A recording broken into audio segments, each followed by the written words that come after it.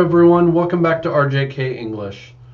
Today we are getting into the future tense with using going to and will to create a future tense.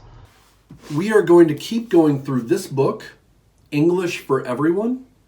I am not sponsored by them, but I use it for people that I teach, and I find it to be really, really useful. I have a link below that I will post.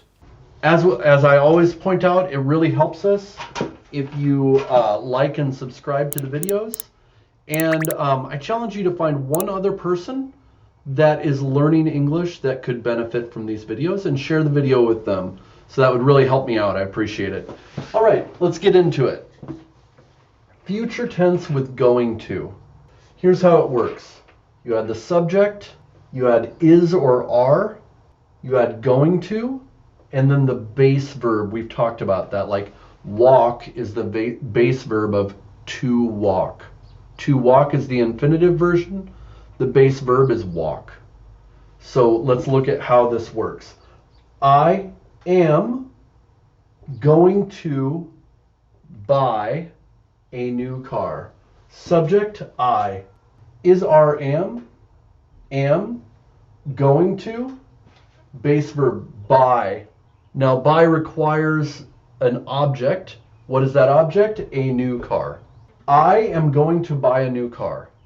This is are or am is chosen right here. If you're saying I, you use am. He, she, or it is. All others are. We, they. He is going to start a new job. He is going to start a new job. Subject is going to start. What's he starting? A new job. So how do we make this into a question? We just switch is and he. We switch the subject and the is, are, or am. So is he going to start a new job? Is he going to start a new job? Well, yes, he is. He's going to start next week. That's a yes or no question. What do we do? What do we add if we want it to be an open question? That's not just a yes or no. Remember, we add one of the W words, right? When is he going to start a new job? Oh, he's going to start next week. I'm not saying yes or no to that, right? How is he going to start a new job? Well, that's a weird question. How? He got the job. They offered the job to him, so he will start next week. That's how. If someone asked how. So going to, why do we use going to? I'm going to show you how to use will as well. There's not a great reason for this. Going to does separate it from the person a little bit. It's not about my will. Will actually means my desire and decision to do something. That's my will. There's a song by Leonard Cohen, If It Be Your Will. Look it up. It's a great song. And that's talking about God's will. God's will. What God wills, that will happen. Okay? But going to kind of separates it a little bit, that this is going to happen. It makes it a little bit more passive. But in regular English, we mix these up a lot. Okay? He is going to start a new job. How do I know? He told me. It kind of is used for this, predictions based on what you know is going to happen. But sometimes we use will for that. So we'll use both, and you'll have to watch for context of when we use will, when we use is going to. It is used for predictions on current evidence like this. It is going to snow. Look at the clouds. It is going to snow. You can also add think. If it's just your opinion, I think it is going to snow. Think makes it a little bit less certain. It's more your opinion, okay? If you just say it's going to snow, that is more definite. It's going to snow. I think I'll go to the movies this afternoon. You say that to your mom or dad and they go, no, you're not. You're going to study. Okay, I'm going to study. If it's a state verb, remember there's action verbs like go, walk, break, think. Then there's state verbs like to be. Okay, how do we use that?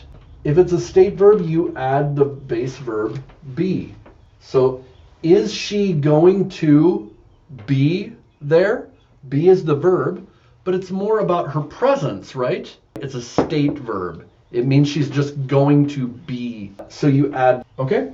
And notice that I asked a question here. Is she going to be there? She is going to be there. All right, moving on to will.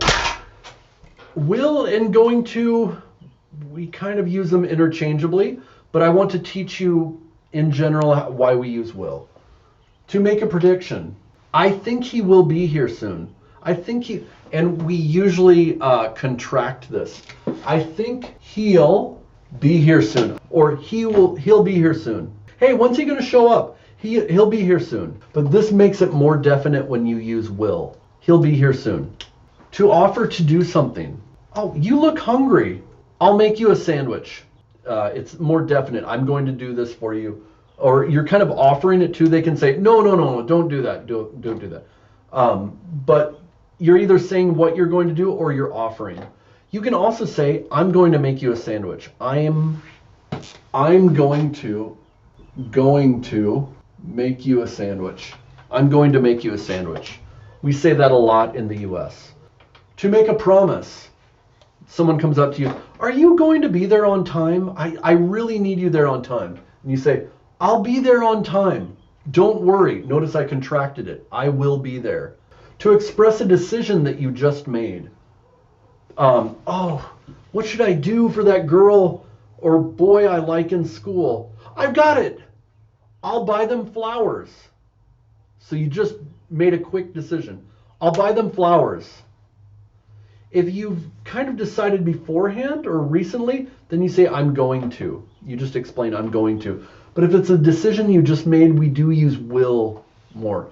I'll buy her flowers. I've got it. I'll buy her flowers. Or I'll buy him flowers.